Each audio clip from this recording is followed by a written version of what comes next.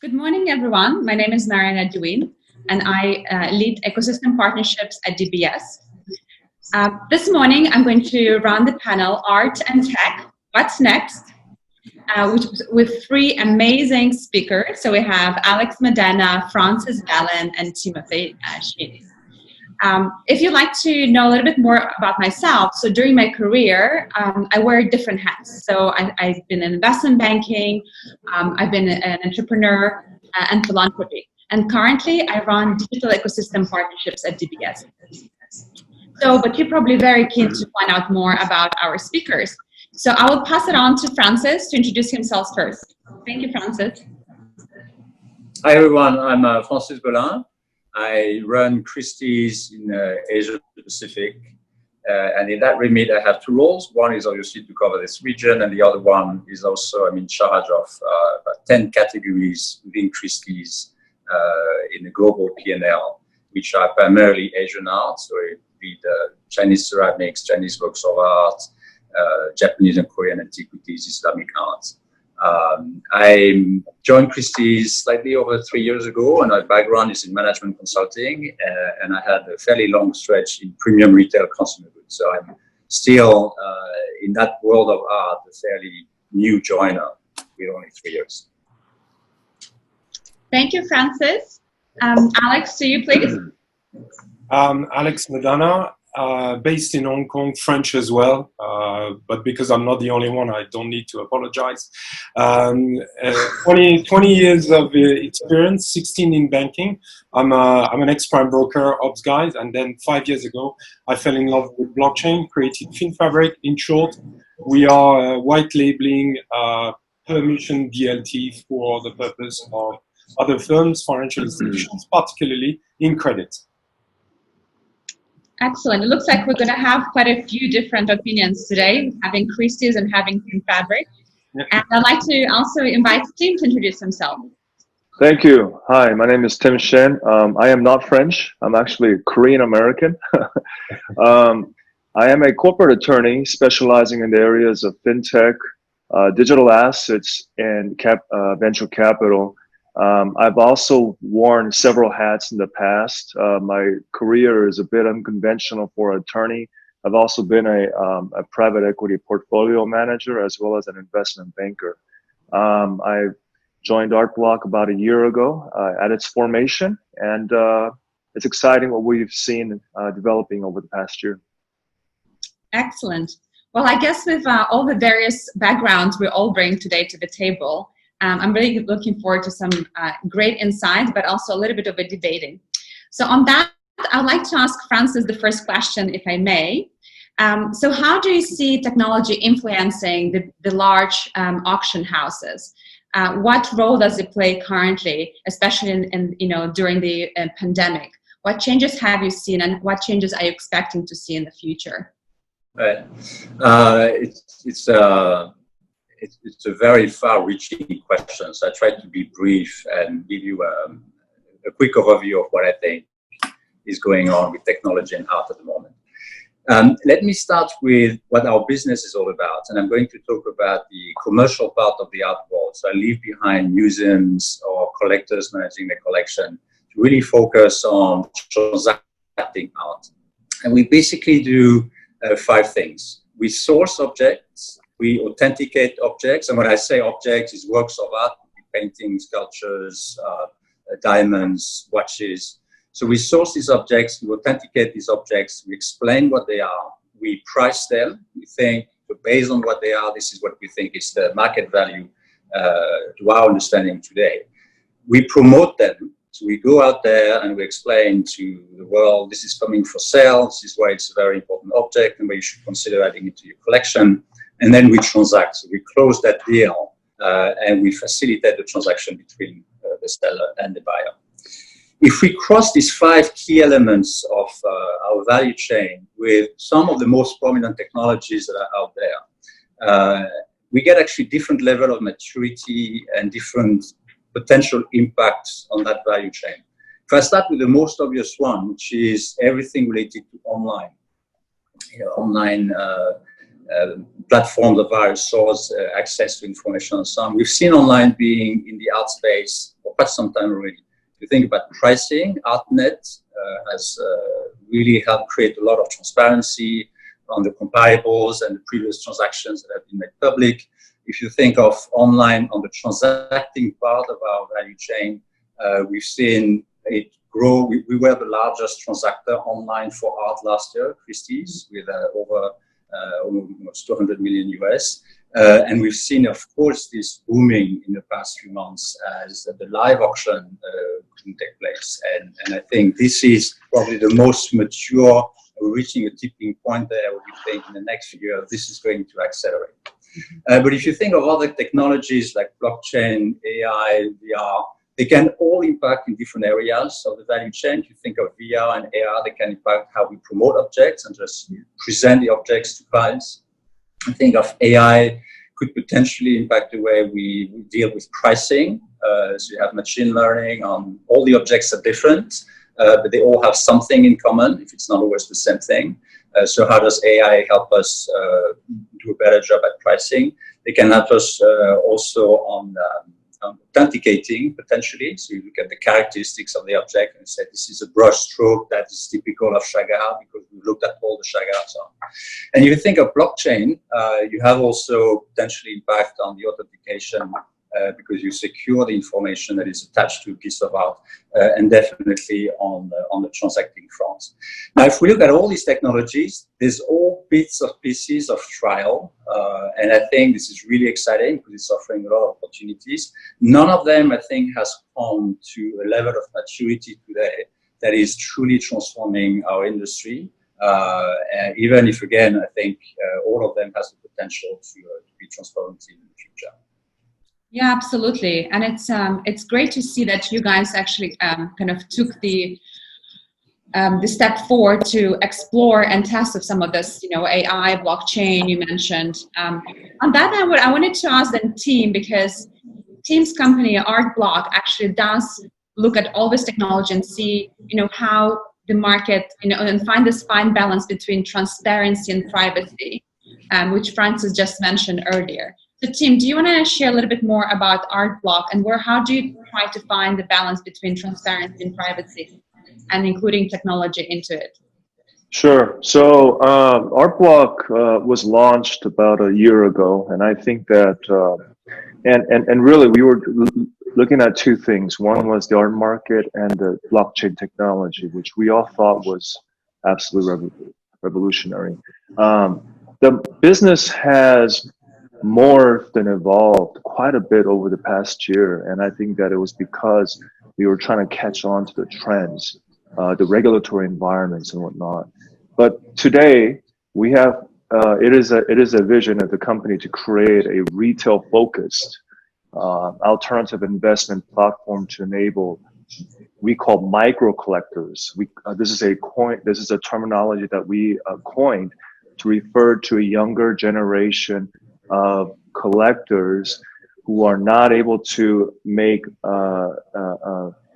purchases of the entire pieces themselves, but are soon to be, right? And so we call them micro collectors to invest into an own fractional ownership interest in blue chip investment grade artworks. And so the process in which we've done was we started developing last year, and in fact in April we launched what we call the Tessa marketplace, and today we have approximately 2,000 registered users, and the app itself was launched in April, and of the 2,000 we've already sold fractional art interests in David Hockney pieces, as well as Basquiat pieces as well. And we're also in the process of selling additional investment grade art pieces. Excellent. And so Francis, how would you feel like, is Christie's going to at any point in time try to cater to this market as well, to kind of the micro collectors that are not necessarily able to access the full piece, but I'd like to still be part of the art space, art industry, and make investments for more small organizations? I think it's I think it's a really interesting development in the art world, because the art world there's a couple of characteristics. The first one is the art world is ultimately constrained. So if you think of established artists that pass away, or imperial porcelain from China, these are, you're not going to have more of what there is. You can only have less, because objects over time disappear, they get damaged, or if you think of privately collecting, there's more and more museums being opened, so there's a bit of deaccessioning, but there's way more property being put into museums than you have getting out of museums. So this being constrained, you will have a second characteristic, which is the art market is not the most liquid asset class. You don't trade art like you trade stocks. The transaction costs are high, because the category is a very, it's a technical one. From a specialist point of view, it takes decades to train the specialist eye to be able to authenticate.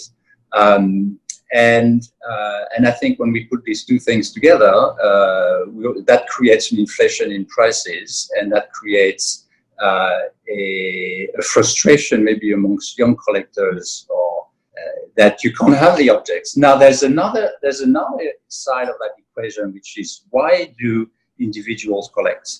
Primarily, I believe, and that's my experience talking to our clients, collectors collect because they love the objects. They love the art. They enjoy the physical, the emotions that the art triggers.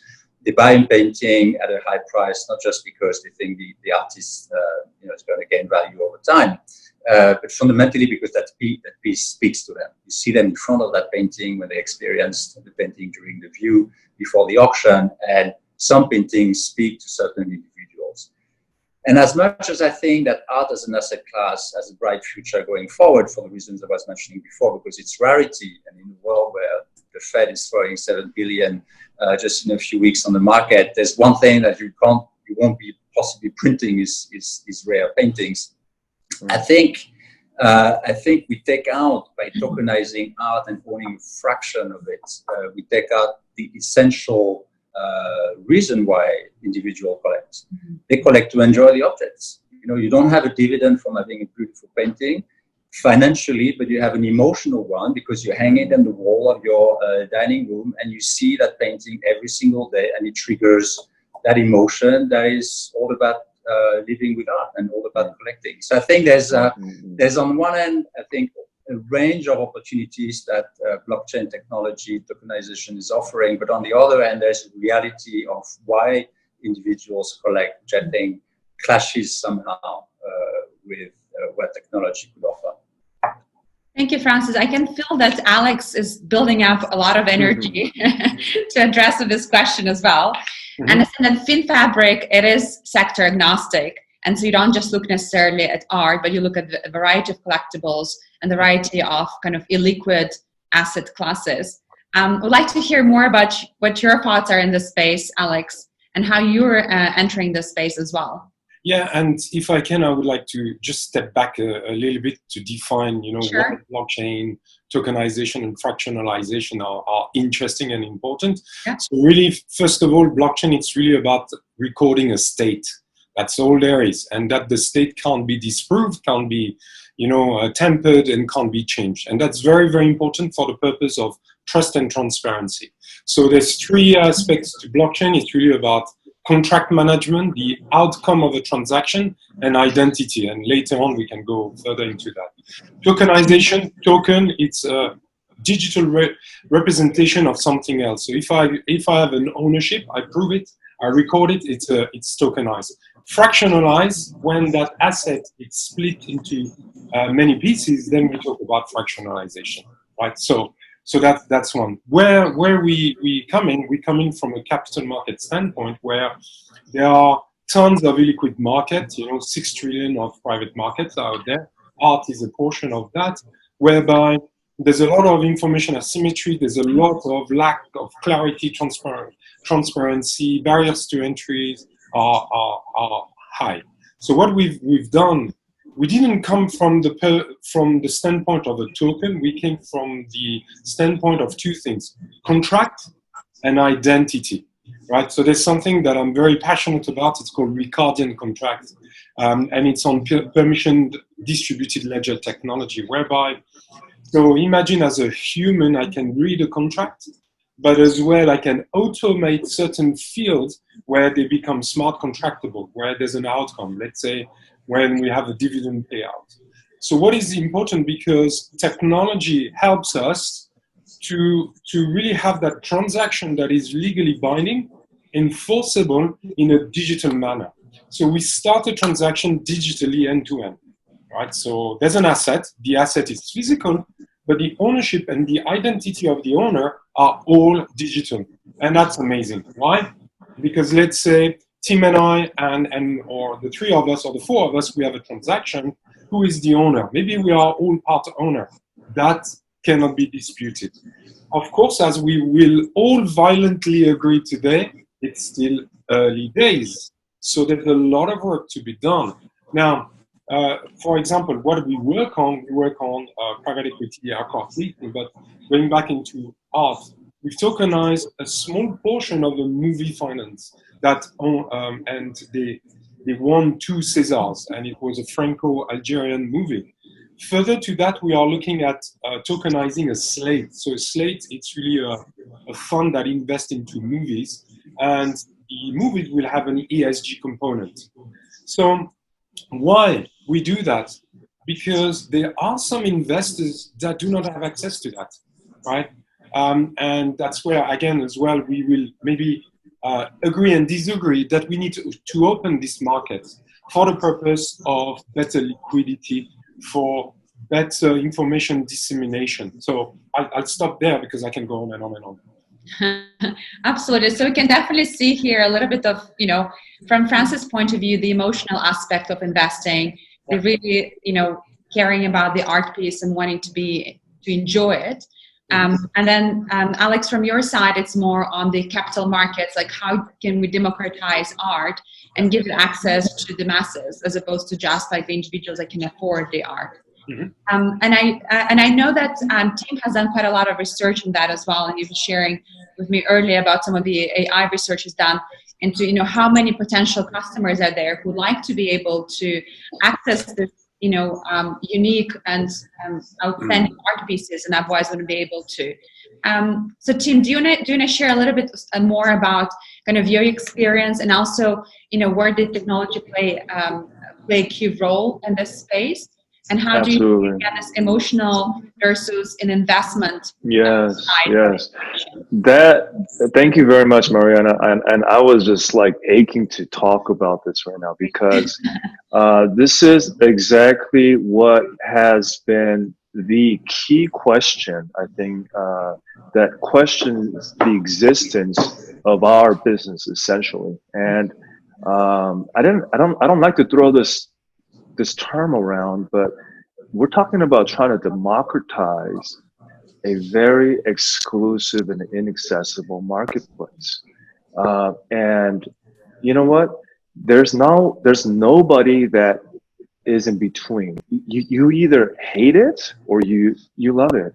And I think that what ARTBLOC has been trying to do is trying to find those that can associate both art consumption, the emotional aspect of it, along with the investment rational aspect of it.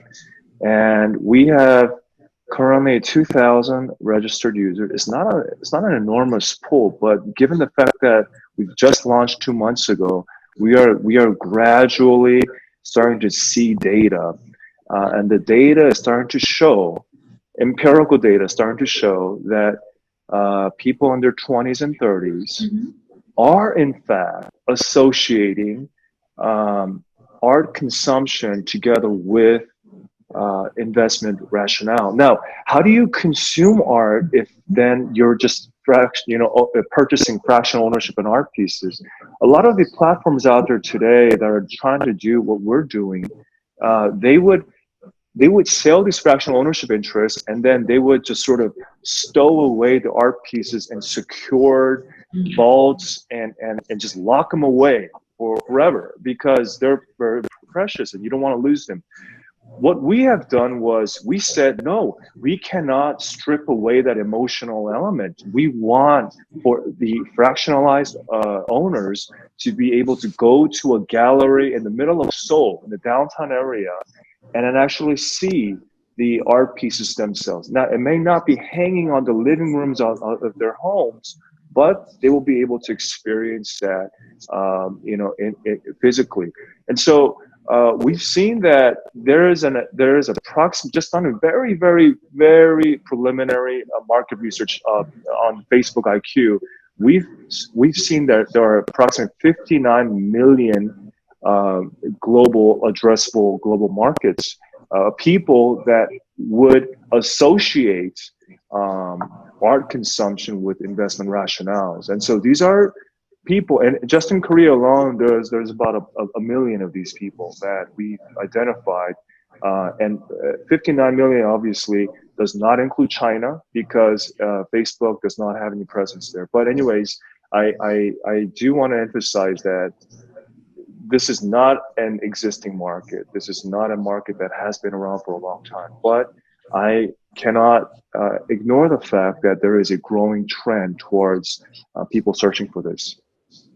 Thank you, Jin. That's very, very insightful, and I really like your comment about I think, isn't it? can I?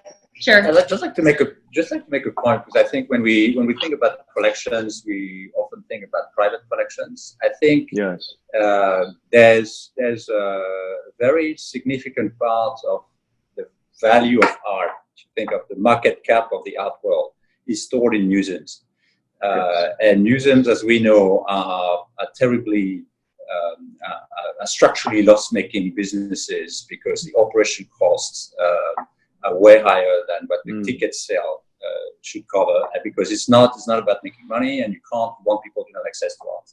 And I really think when it comes to tokenizing art, before I speculate, but I think that before this becomes relevant to consumers and individual consumers, there's probably for institutions a really interesting game to play. If you think of a museum, the fund that they manage to gather in a year to acquire works would be a few millions US for a small one, maybe tens of millions of US for larger ones.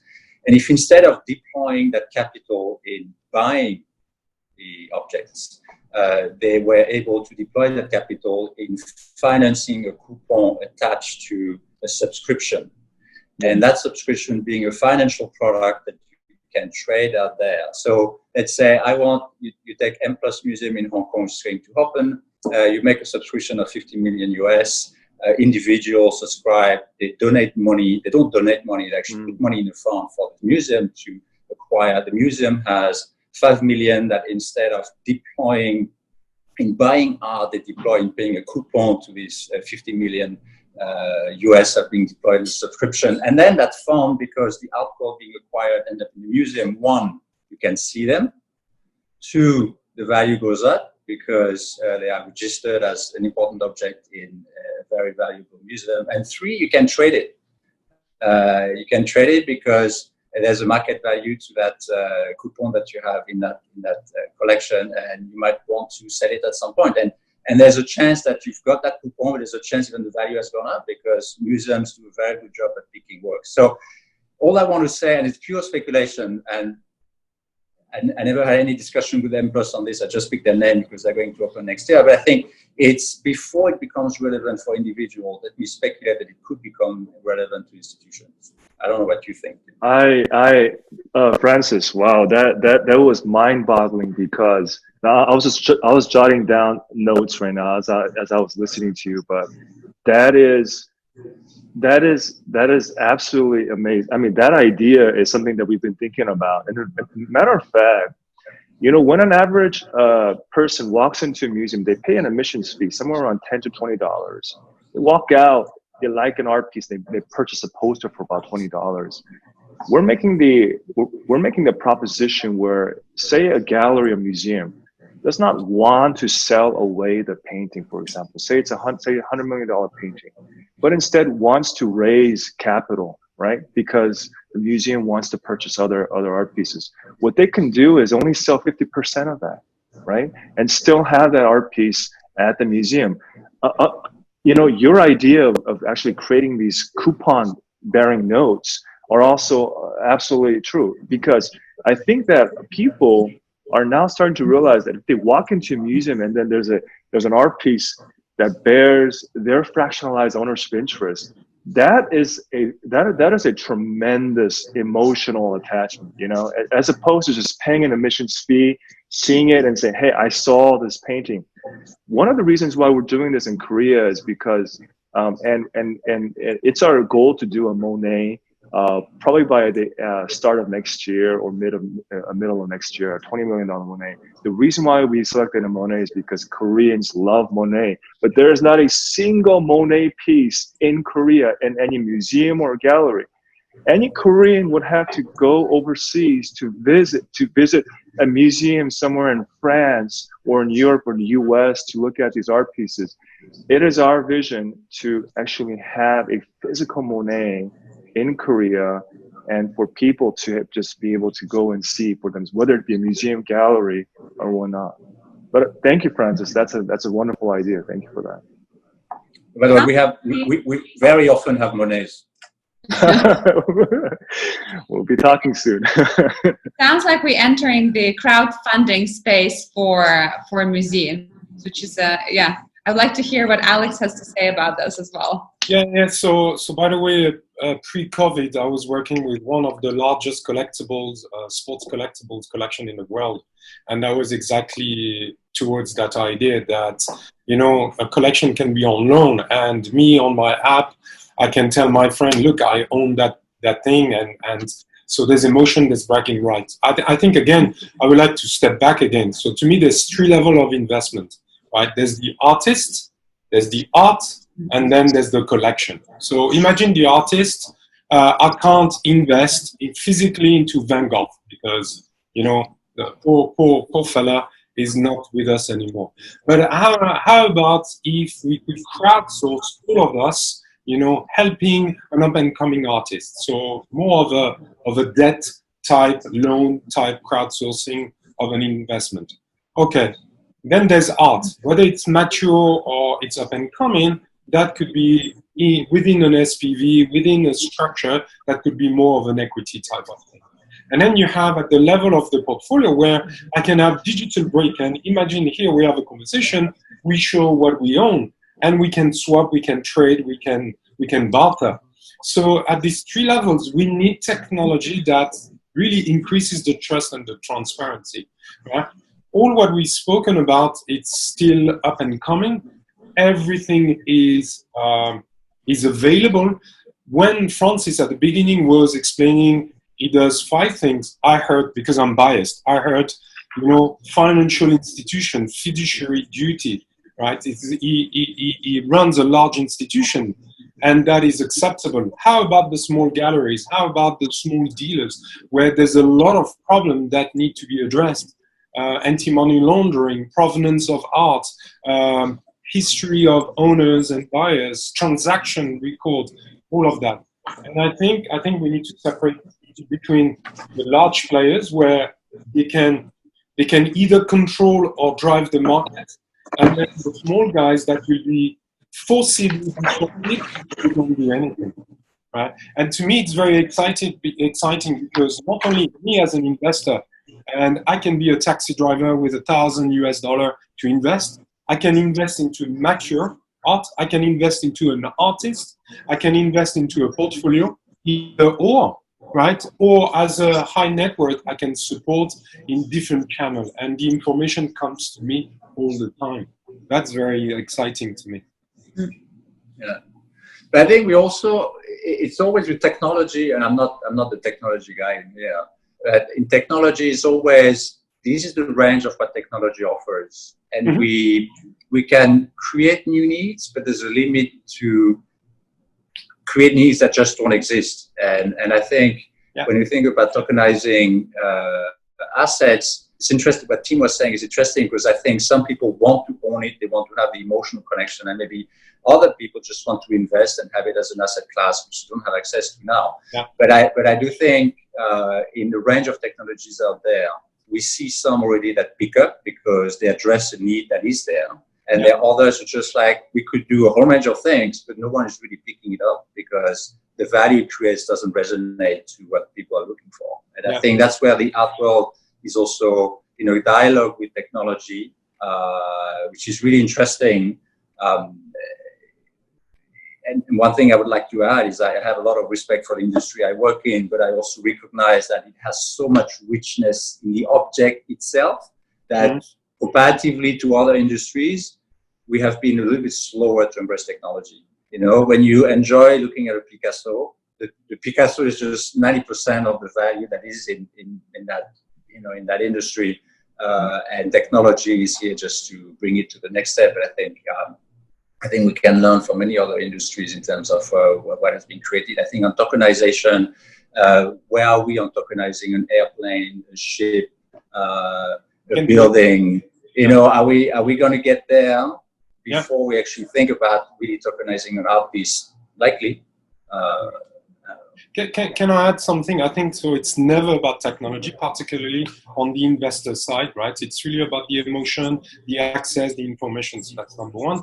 Number two, and again, I think we'll all agree, technology doesn't beget liquidity, right? Liquidity, there needs to be demand, there needs to be information, there needs to be cost, there needs to be a price, there needs to be a spread, all of that, which are attributable to more mature market, right?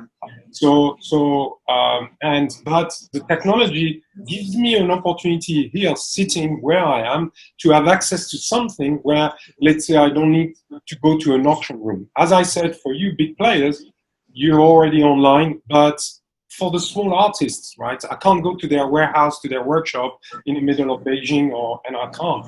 So how about technology bringing that gap, bridging that gap? That's very important. To the point of aircraft layer, we working on that as well. And it's always about, what is the wrapping structure? Because it's really about what is it what we're talking about? What do you own? Is it an equity? Is it a structured product? Is it a debt? And then it's an equity into an SP or whatever. So these legal constraints, we work around them, bringing technology to digitalize the workflow. That's it, to create efficiencies. And then later on, there will be markets whereby we can transact. But to me, we are 5 to 10 years from now, from then. I'd like to ask myself a question, which I'm going to answer, but I think the whole discussion on art and technology has the assumption so far in this discussion that art is not technology. So we talk about existing art objects and how actually can be promoted, priced, sourced, transacted. We didn't talk about the technology as a means to create art. And we should not forget that photography, cinema were a technological revolution at that time. Why did Impressionists start to paint landscape? Well, because they didn't have to grind the pigment in their studio and they had paint in tube, and they could go out there with a canvas and paint in nature and just capture the light of that specific moment. And that was a technological revolution at that time, which has triggered a very different type of painting. So, and I think technology, everything we spoke about on tokenization, transacting on sound, authenticating or attaching a blockchain sticker to an art piece will be absolutely flawless when technology itself becomes the art. So when we have a collaboration with Mariana in London, which is a completely digitalized art piece, and that is very easy. You buy a piece of coding, and you own that piece of coding that you can experiment over VR. And of course, you can attach to it all the things we've been talking about, even more easily than you would to a physical art piece.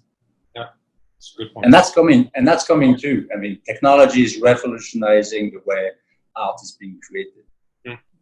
Absolutely, and in a way enables a lot of artists who are not necessarily seeing art in the more traditional way to actually express with themselves through technology, through technological means. You've all have touched on a lot of different subjects, but one that comes to mind, and maybe I'll ask the team as the attorney to address, is this space is still very new, as you said, and it's not ripe yet, and it's still evolving. So where is the space for self-regulation, and where is the space for regulation? When do we think the regulator are going to start looking at the digitization of art or any other illiquid market in a closer look? Yes. One of the developments that we're currently in at ARTBLOC is we are currently talking with the regulators in Korea to apply for a fintech sandbox that would allow ARTBLOC to issue digital securities that are backed by fractionalized ownership in art pieces. This is actually quite a revolutionary move forward because we're not just talking about simply tokenizing. And in fact, a lot of the regulators out in the world do not take kind to tokenization. They still believe that there needs to be a very strict standard when it comes to transparency, privacy, and all these other legal and regulatory concerns. And so we've made the move forward. And true to my nature, I said, no matter how hard it is, let's really try to talk with the regulators to see whether or not they will be open to this. Now, the current administration, the president in Korea is quite keen on sort of democratizing things that have not been historically, accessible by everybody. And so we are being favorably viewed by the regulatory body in Korea towards building a digital securities platform that uses art. But in order to do that, we can't do this on our own. We need to team up with traditional financial institutions such as the banks, the securities companies. For example, we have recently or will be entering into a partnership with one of the largest banks in Korea. They will be customizing the art pieces themselves. And once we are approved for the FinTech Sandbox, they will also be customizing the digital securities. And so these are the partnerships that are going to, and so I do not, I am of the view that no matter how breakthrough the blockchain technology is, startups like us, we have to collaborate and team up with the traditional players in this space, relevant in this space. So, we are always key. And so, Francis, I know that, Christie's has been in the forefront when it comes to technology and driving, new innovative ways to get into the business here. But these are the kinds of partnerships that we are looking for. And I think that, the new and the old will eventually make breakthroughs in the industry. I like that a lot, the new and the old. Francis, would you see yourselves as the old? I wouldn't say the old, because there's a reason why we've been around for 250 years. We haven't been old all the time, but I think there's, being the largest transactor in the art world, it does create an inertia that smaller structures don't have. But what we have is we have the history, we have the knowledge with our hundreds of specialists across. We transact more art category than any other player on the market. We have about 80, from Oriental carpet up to, of course, post-war. So we're not old, but we are, we live also from interactions with smaller structure that actually bring ideas and bring to us the inspiration that we can see from other industries. We spoke about the tokenization. There's many other things, and sadly, I would dare to say that the art world is not, because we have so much satisfaction. There's so much into the objects. I think the art world hasn't been the industry necessarily at the very forefront of innovation, sadly. But I think that's a challenge we we've been taking on at Christie's, and certainly we're very excited with all these opportunities out there. Yeah. Well, I'm looking forward to seeing a partnership with ARTBLOC and Christie. That'll be quite innovative. I already texted Tim separately. We'll receive partnerships already, which is amazing. I want to move back a little bit back to regulation, maybe not as sexy as the partnerships, but Alex, you're part of the board for the Hong Kong FinTech Association. What is your view? When is the kind of Hong Kong regulator going to look into this space, or are you already having those dialogues here in Hong Kong and regionally? Yeah, so I left the board last year because, just to focus emotionally on my own stuff. I think, again, so broadly, there's a view, I think, globally that if I own a real asset, most likely it's not a security. And I said most likely because there's still a lot of work to be done. But if I own a fraction of that asset, most likely it's a derivative and therefore it's a security. Right? Personally, I'm taking the approach that anything is a security for the purpose that there is a conduit by which I'm going to tokenize and fractionalize something, right? So I used to go to and speak at a lot of blockchain conference, which I don't do anymore because it's a waste of time. But, there's a lot of people going, yeah, I can fractionalize that, I can tokenize this. And then when you start to ask how, it's very vague. It's a piece of code and it's on a public blockchain and it's nonsensical to me. But if you think, okay, I have tokenized the proof of ownership of an equity into an SPV that owns a portfolio that owns an asset, then that makes sense. If I've invested, as Francis said, into a collection that disbursed coupons to me, it's a structured product. If I loan to an artist that built a collection, it's a loan, it's a debt. So, and all these three examples are securities. So I can't answer for anybody, for the regulators, but everybody at the core. My point is that most regulators will take, most likely, the same view as I do, which is these things smells, looks, and it is security. And therefore, why we need to protect the investors, we need to have fiduciary duties, we need to look at the proof of funds, we need to AML, KYC, onboard these investors and the asset owners. And to me, it's right, because then we can talk about standardizing, level playing field, interoperability, which then makes sense in the future. Right now, it's Far West. Right now, it's very early, and anything can go. And most of the time, it makes no sense whatsoever other than it's blockchain, let's get excited, which is not.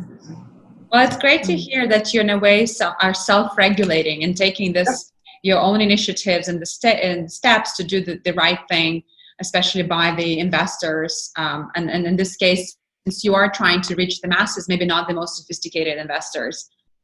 Yeah, and may I add, so we, unlike Tim, we don't go to the market as a marketplace, as a direct-to-consumer. We are in a B2B business where we help, let's say Tim and I might work, Francis doesn't want to work with me, that's fine, no text, I'm waiting. But haven't got there yet, don't worry. But we are empowering others now at two levels, not only on the technology, but as well our background, right? I'm a capital market guy, so I will bring these thoughts and these thinkings around doing the right thing for the right purpose, not only on the asset owner, but on the investors, and doing the right thing. Yeah. So on that note, I cannot not put my partnership hat on, because I do lead digital ecosystem partnerships at DBS. And so I wanted to ask, Francis, how do you look from Christie's point of view? Because you are an art house, you're an auction house, not a tech house.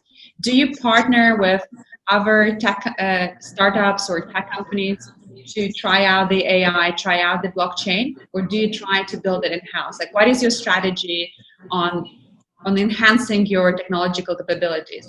Is it through your own? We're primarily in-house. So we have a technology team, very advanced technology team in the US that works for us in-house to develop or to reach out to vendors outside to help enhance what we have primarily. I see. So the strategy is mostly building in-house.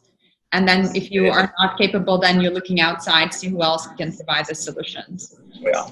But it's we always control from A to Z what's coming out of it. Sure. Well, in this case, so we haven't. So if I take an example, we might have in the past, but it's not something that stayed. Have a partnership on the online sale, for example, with other players. We think we're able to, rightly or wrongly, but that's been our strategy so far. We think we are able to. We know the collectors, buyers, and sellers. We know the objects, which we're able to authenticate and price, and we think that positions us uniquely to be able to transact art online. And we even more are likely to become a player towards which smaller players in the art world, smaller transactors in the art world might want to converge and partner with, so that they can capitalize the digital knowledge that we have accumulated, but also the reach that we have established globally. And the data, right? Because you now are able through the distribution to collect an enormous amount of data and in a way build a more liquid and transparent market as well. No surprise. Can I add something, because that's very, very important. And I've been trying in the last 5 years engaging with financial institutions. So there's always the question around IP and data. So let's clarify that, right? The IP that we would build as a third-party technology provider is owned by the client, number one. Number two, some of that technology is open source, or we have licenses, because that's where we can bring some knowledge that you may not have. Number three is that the data doesn't leave, and that's the beauty of permission DLT, is that you can control who sees what and when. And no one can hack that data. And what we do, we share credentials. We don't share information. So, data becomes information when there's value attached to it, but we do not share that. So, as an example, we all into a permission network. We all know each other, but by the way, we can be pseudonymous. So, Mariana 123, Alex 456, Francis 345. We don't know each other, only that we are good guys, right? We're onboarded, we are licensed, and all of that. Now, Francis and Alex done a transaction. We may select to distribute it to the network or not. So we may say we had the transaction, we had the price, or we had the quantity, or we just said nothing, or we say either of these attributes. And that's the beauty about permission DLT, because there is that control where in private markets, what you do, you lift the information asymmetry, and really you select what kind of transparency at which level you wanna attribute. It's beautiful. Excellent. I guess thank you for the pitch. I will let Francis to assess maybe offline. No. On that note, we only have a few more minutes left of this session. So I'd like to invite each of you to maybe give 1 or 2 minutes of your kind of final statement or final message to the audience.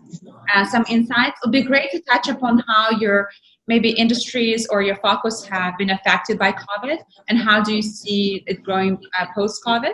It would be great to also see the silver lining from it as well. So anyone would like to start first? Well, so I'll start. So as a startup, it has been a real challenge, because especially we were raising a Series A, we had due diligence done late 2019, so it has been a bloodbath. But we are fighters, we are survivors, and therefore, we are still alive.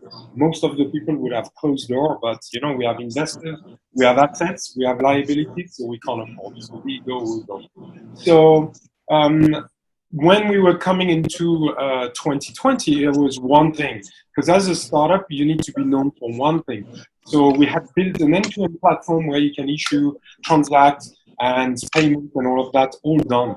And we were coming into the market to say, okay, it's private credit, private credit, private credit, private debt. Now, the direction is still private credit because we think that it's where we can add a lot of value. As we know, and I've talked about collectible art, seafood and whatever, we are, and film slates, we help other institutions. So right now to survive, we are really agnostic. We have bridges to public chain.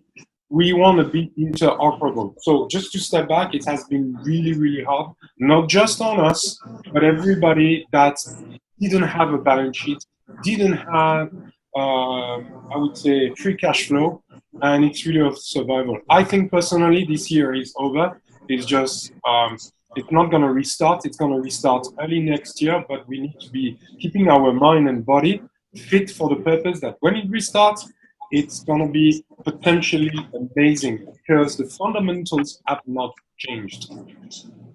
Thank you, Alex, and wishing you a lot of success. You have a very positive spirit, which is great to see. Very admirable. So follow on. Thank you. Team, would you like to go next? Yes, thank you. One of the things I would like to point out is we always talk about technology enabling certain markets that were not traditionally digital. What does that really mean? And I feel that the most important element of that is really education. I think technology has a responsibility and obligation to educate those who are not familiar with certain areas of the markets. And in particular, I think that a lot of our users, these are average retail users, they do not know of art collection. They do not know of why certain art pieces have investment values, or they may even go to a museum but may be looking at a picture on a wall without any sort of emotional attachment because they don't know how to attach to it.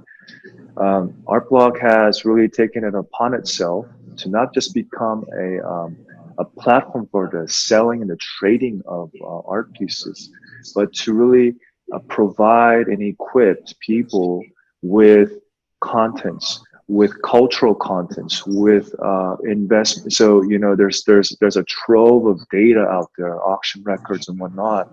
We are structuring that. We are scrubbing that. We're trying to make sense for the people, so they can really understand the rationale. And so I do believe that there's going to be this transformative change in the art space where digital infrastructure will be built. But a lot of that really has to do with education, and it has to really sort of enable people to get into the space. And so I'll just leave with this. We are trying to hit 50,000 users by the end of this year, and potentially 500,000 users by the end of next year.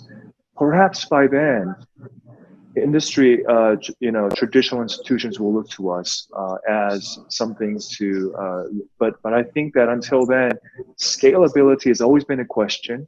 And I think, ARTBLOC's mission is to really kind of prove that there is, in fact, a market for this.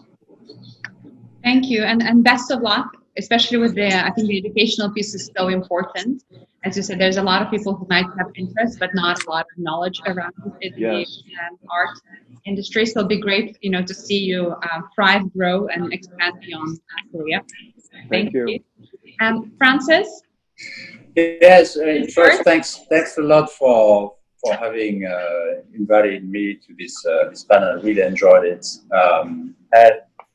Taking a step back on technology and art, it's like many other industries. I think the art world is just trying to figure out where technology is going to fit in the business model. And the first thing we've done at Christie is to try to innovate and launch new things.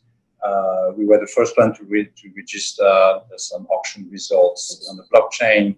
We auctioned the first AI-generated works of art some time ago.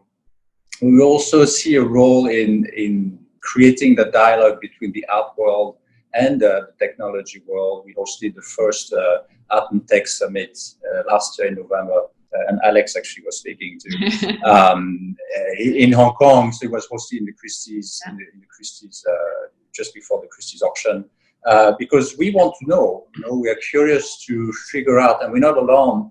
We don't think we can figure it out alone how technology is going to impact the way we transact to create more value for collectors and to preserve, the objects. To your second question, which was what is the silver lining and how is that terrible COVID episode, how it has impacted our business? And I think the silver lining is clearly that on the most obvious part of where technology impacts our value chain, which is on promoting the objects and transacting, we've seen a much higher level of comfort from our collectors to transact online. We've seen record high value achieved for single objects or for overall sales online that we thought we would achieve only in 5 years from now. So we've seen this in our industry, that other industries have seen it. We have a part of Christie's called Christie's Education, where we have series of lectures and we bring knowledge about the objects to help collectors be more confident about their collecting. And these lectures were primarily offline lectures. People would come to our galleries and we watch the talk, and there's a huge boom of participation because we're able to put them on different digital platforms, and people are very comfortable just to participate in that way. So I think it's with all the terrible things that come with that COVID-19, I think it has brought really a wealth of step change for our industry, which I absolutely welcome. Yeah, thank you. It's great to see that there is definitely a silver lining, and people actually have reconnected with arts, even if online and virtually. On that note, I would suggest for everyone to go and actually visit the Christie's exhibition, which is hosted at Alexander House, Petter, and Jardines. I'm personally going on Sunday, really keen to see. So thank you so much, everyone. And thank you for joining. Wishing you a lot of success, and I'm looking forward to seeing some partnerships being built today. No pressure. Thank you. Thank you.